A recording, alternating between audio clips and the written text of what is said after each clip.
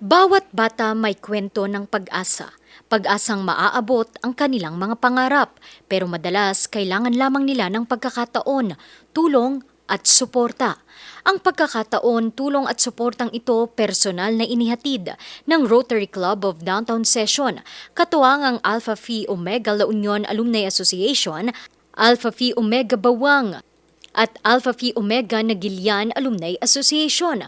Handog nila sa abot sa 100 mga bata mula sa Barangay Norte Oeste sa Bawang at Barangay Gusing Sur sa Nagilian La Union ang mga school supplies, sapatos, bitamina at iba pa sa ilalim ng Abot-Aral Outreach Program. Nandito naman kami na willing tumulong lagi. Kaya nga, ang aming laging nasa isip namin is service above self.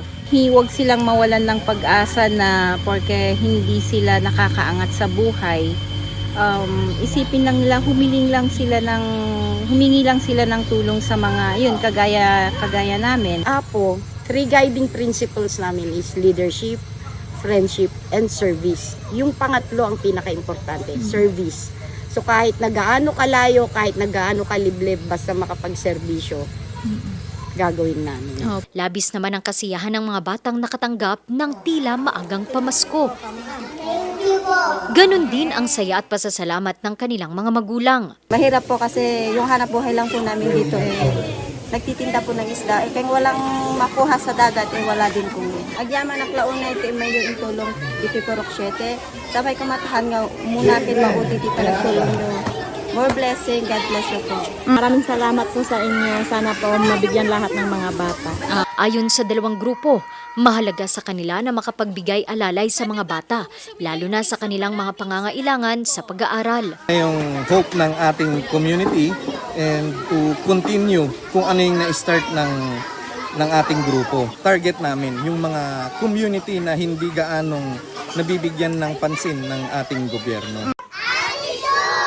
Sa panahon kung kailan maraming pamilya ang patuloy na humaharap sa hamon ng kahirapan, ang mga ganitong inisyatibo ay nagsisilbing paalala na may pag-asa sa bawat kamay na handang umalalay. Kahit naka-base kami or sa Baguio kami naka-base yung club namin, open naman kami sa lahat ng collaboration. Wala namang kaming pinipili for as long as pare-parehas naman kami ng vision, ng mission. Yan yung community service ang makatulong sa komunidad natin.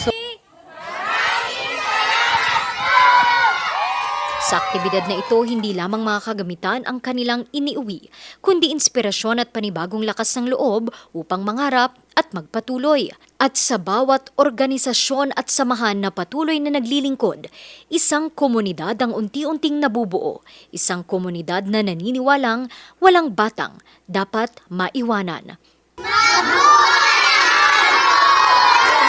Randy Guzman para sa Nation on the Move.